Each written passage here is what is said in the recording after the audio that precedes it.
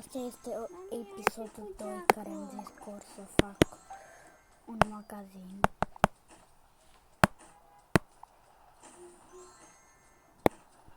Bă, la asta îi trebuie ceva De frumos. altceva.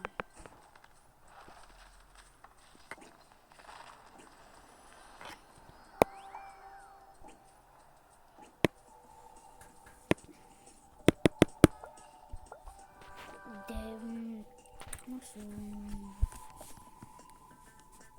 de ce să fac.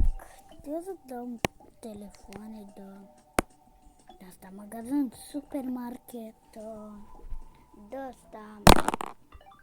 Să fiu un magazin. Ok, gata, am făcut. Acum Adică trebuie să o îmbrăcăm pe asta. dar mai că nu să fie cu. Nu știu ce are.